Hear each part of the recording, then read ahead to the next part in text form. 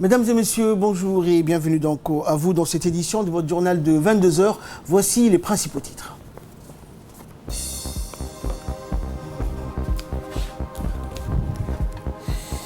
Adikil, un atelier donc sur l'environnement et la réflexion nationale des produits cosmétiques contenant du mercure.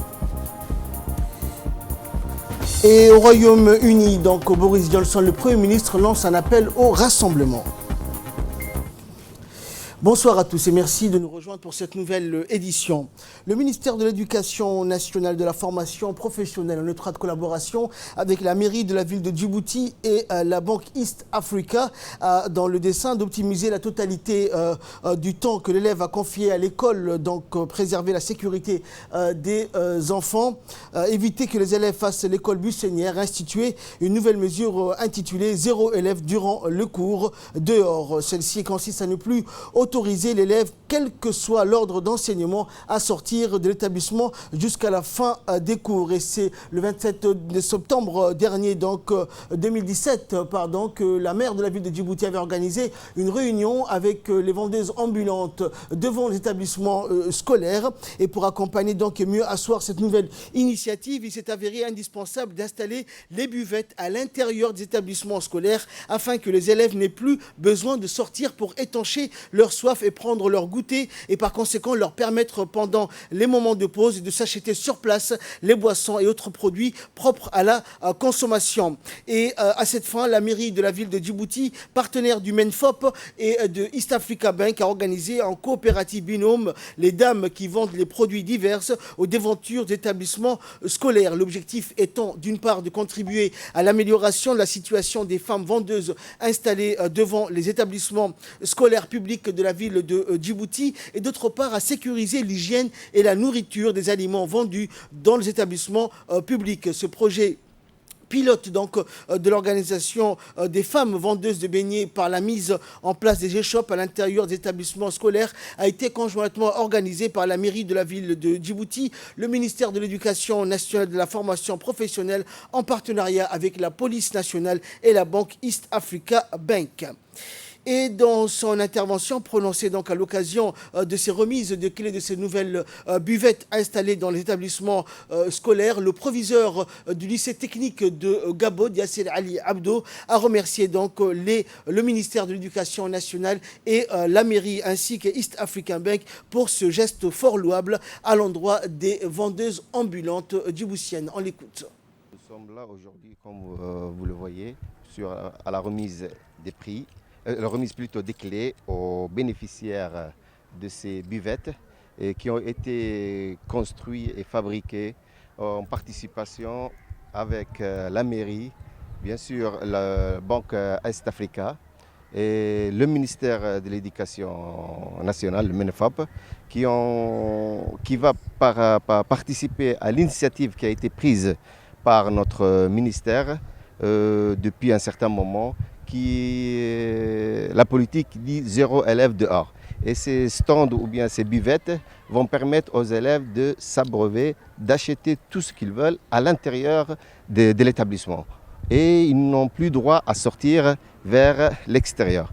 Et pour cela, je trouve que c'est une très bonne initiative. Et les femmes sont là. Et Inch'Allah, on va leur remettre comme prévu les clés.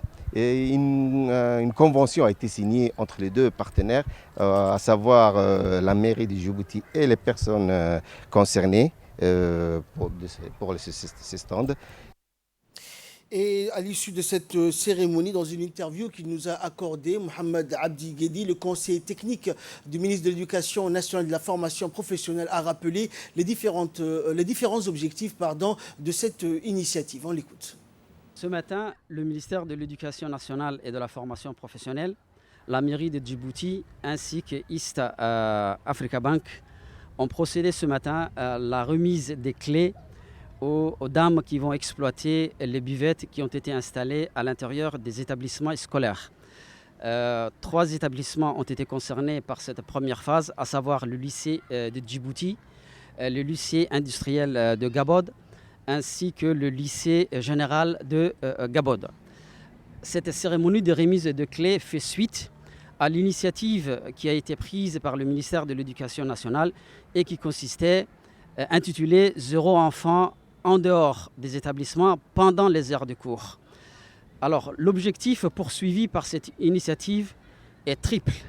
Dans un premier temps, c'est de ne plus permettre aux enfants de sortir de l'établissement une fois qu'ils sont venus à l'école à 7h30.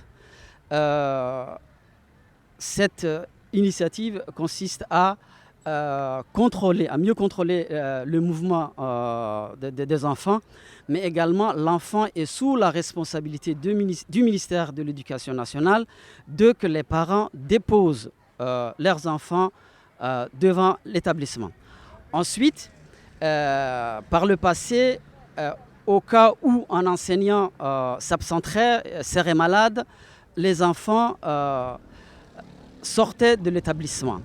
Alors désormais, aucun enfant n'est autorisé à sortir et en conséquence, les chefs d'établissement vont s'organiser de telle sorte que ces enfants dont l'enseignant est absent ou est malade soient encadrés à l'intérieur de l'établissement. Également dans l'actualité, le président de l'autorité des ports et des zones franches de Djibouti, Aboubakar Omar Hadi, a reçu mercredi le président de la région Oromia de l'Éthiopie, Timeles Abdissa. Ce dernier, à la tête d'une importante délégation d'hommes d'affaires, est venu à Djibouti pour une visite de travail officielle. Le président de l'autorité des ports, Aboubakar Omar, a accueilli le président de la région Oromo au rez-de-chaussée du nouveau building à côté de la nouvelle zone franche internationale de Djibouti. Rappelons que ce nouveau building a été inauguré le 18 novembre dernier par le président de la République, Ismaël Omar Guelleh. Monsieur Hadi a accompagné les hôtes pour une visite des ports, à savoir le Doralé Multipurpose Port et la société de gestion du terminal de Doralé, avant de se diriger vers Damerjog. Et à Damerjog, les hôtes ont eu l'opportunité de voir le Djibouti Damerjog Industrial Development, ou un des projets phares du développement des infrastructures de notre pays. Ainsi, le président de la région Oromo, M. Timelis, et ses accompagnateurs ont eu l'occasion d'écouter les explications des responsables de ce site. À noter que l'ambassadeur de l'Éthiopie à Djibouti, Abdelaziz Mohamed Ibrahim, et l'ambassadeur de Djibouti en Éthiopie, Mohamed Idriss Farah, étaient présents lors de ces différentes visites.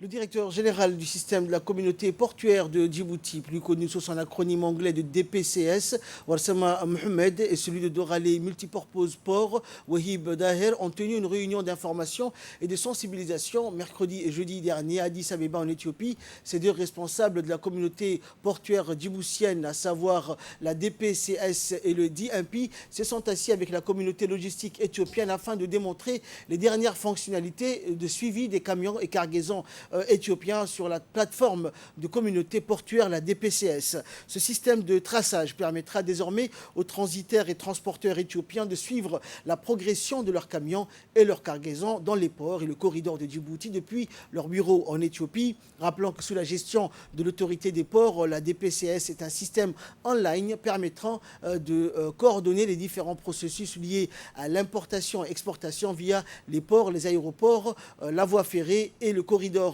Il vise à attirer profit de la technologie pour simplifier, connecter et rationaliser ce processus. Cependant, suite aux explications des responsables djiboutiens concernant les avantages de cette nouvelle technologie, la communauté éthiopienne de la logistique a salué cette dernière initiative de Djibouti qui a-t-elle affirmé la modernisation et innovation constante de ces plateformes logistiques.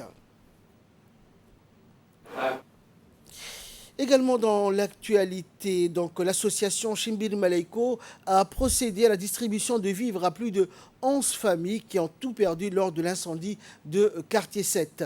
Plus de 11 familles ont pu bénéficier de ces vivres qui sont composés de denrées alimentaires et d'ustensiles de cuisine. Cette action rentre dans le cadre des opérations d'aide et d'assistance aux sinistrés de ces incendies. Pour rappel, l'incendie a ravagé une dizaine de maisons mercredi dernier au quartier 7 dans le secteur de Djagabuldouk.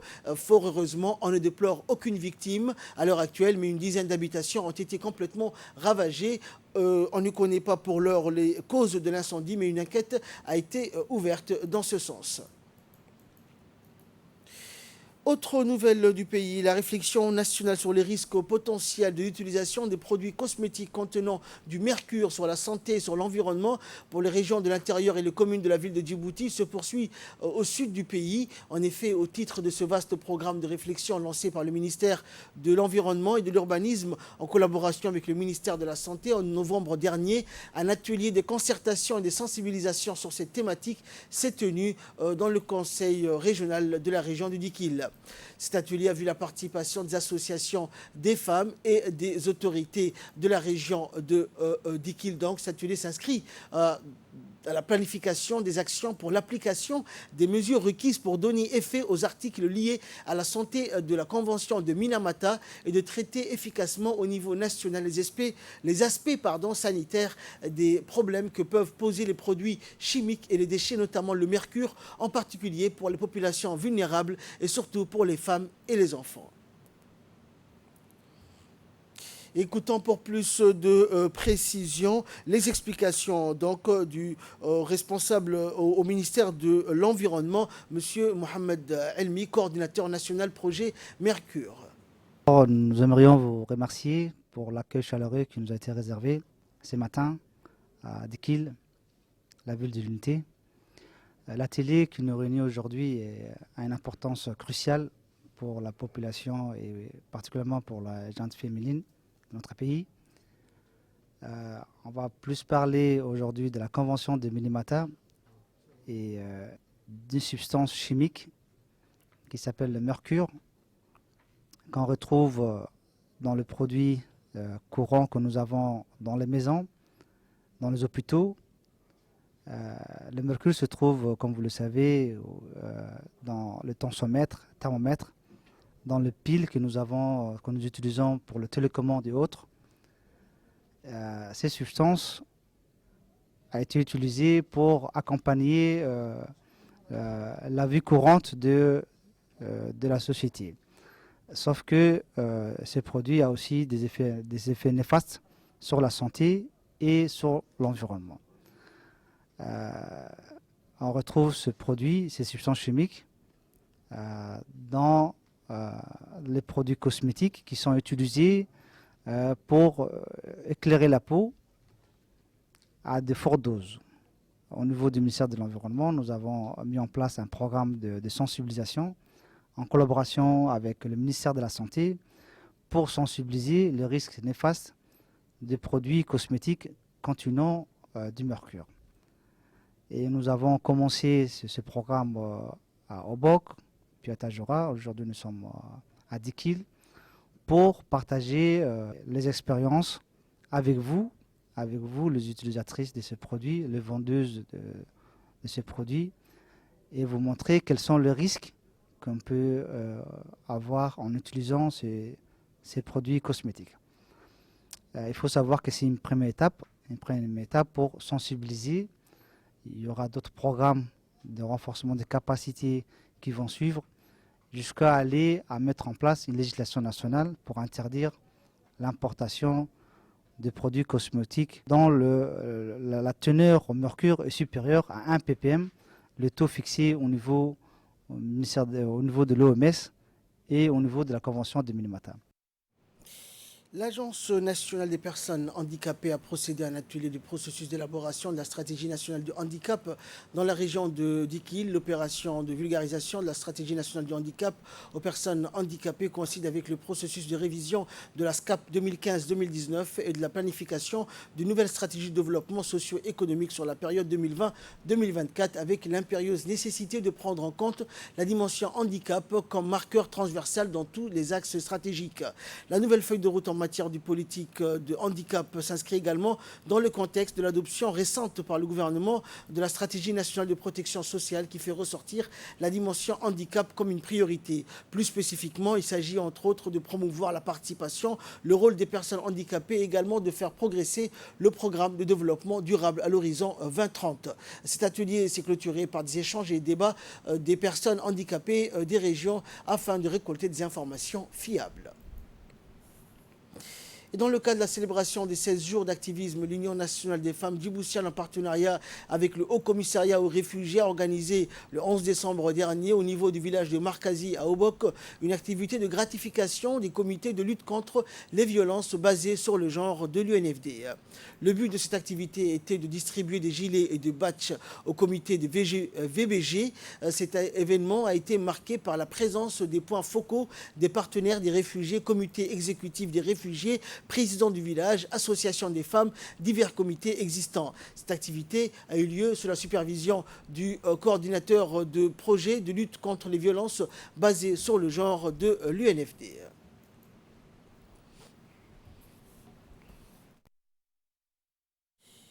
Et enfin, pour clore l'actualité nationale, le commandant des gardes-côtes djiboutiens, le colonel Waïs Omar Bougouré, accompagné du lieutenant Khadra Abdillahi, chef du département juridique, donc a pris part au 2e sommet mondial des gardes-côtes qui s'est tenu du 19 au 22 novembre dernier à Tokyo, au Japon. Ce sommet qui a vu la participation des chefs des gardes-côtes et des agences maritimes représentant 79 pays et 8 organisations internationales a été organisé conjointement par les gardes-côtes japonais et la fondation Nippon. Il a été reconnu dans ce sommet l'importance de développer les ressources humaines des gardes-côtes afin de renforcer la coopération et la collaboration entre les gardes-côtes du monde entier au-delà des cadres régionaux existants pour faire face aux défis maritimes auxquels le monde est confronté. Durant sa mission de travail au Japon, le colonel Waïs Omar Bougouré a reçu des mains de l'amiral Suichi Iwamami, commandant des gardes-côtes japonais, le prix Relier les mers de l'année 2019. Le sommet mondial des gardes-côtes s'est achevé par une grande réception offerte par le Premier ministre du Japon, Shinzo Abe, pour tous les chefs des gardes-côtes et des agences maritimes qui ont pris part au sommet des gardes-côtes. Et de là, nous passons à l'actualité internationale. Le Niger rend hommage aux soldats tués dans l'attaque djihadiste à Inates. Le président nigérien Mahamadou Issoufou et leur famille ont rendu hommage hier aux 71 soldats tués mardi à Inates dans l'attaque djihadiste la plus meurtrière de l'histoire du Niger sur la base aérienne de Niamey, où les dépouilles sont arrivées tôt, donc le matin, dans un hangar sur les lieux de la cérémonie funèbre. Des épouses, des enfants et des proches étaient aussi présents, les yeux rougis. L'attaque contre le camp militaire d'Inates dans l'ouest du Niger, tout proche de la frontière malienne, a fait 71 morts et plusieurs disparus. L'attaque revendiquée par le groupe État islamique est la plus meurtrière depuis le début des attaques djihadistes au Niger en 2015. Le pays a décrété un deuil de 3 jours. Et enfin, c'était dans les titres, Boris Johnson lance un appel au rassemblement. Après avoir été largement plébiscité par les électeurs britanniques, Boris Johnson a été reçu au Buckingham Palace par la reine Elisabeth II. Elle l'a chargé officiellement de former un nouveau gouvernement. C'est donc un Premier ministre triomphant qui s'exprime devant le 10 Downing Street. Dans son discours, il assure que le Brexit aura bien lieu et lance un appel au rassemblement. Il tend la main aux électeurs pro-Union européenne. Il a indiqué donc dans son intervention que parce que le moment était venu, précisément au moment où nous sommes, a-t-il dit, donc en train de quitter l'Union européenne, de laisser ces sentiments naturels se renouveler dans la construction d'un nouveau partenariat qui est l'un des grands projets de l'année prochaine. Alors que nous travaillons avec l'Union en tant qu'amis et souverains égaux dans la lutte contre le changement climatique, le terrorisme, dans le renforcement de la coopération universitaire et scientifique, en redoublant nos relations commerciales, j'exhorte à indiqué donc le Premier ministre britannique, franchement tout le monde, après 3 ans et demi de discussions arides, a fermé cette page et a entamé la phase de guérison. Dans son discours, Boris Johnson insiste également sur la nécessité de se concentrer désormais sur d'autres thèmes que le Brexit, comme la santé, l'éducation, la sécurité ou encore les infrastructures. C'est tout pour cette édition. Merci pour votre très aimable attention. Excellente soirée sur Télé Djibouti.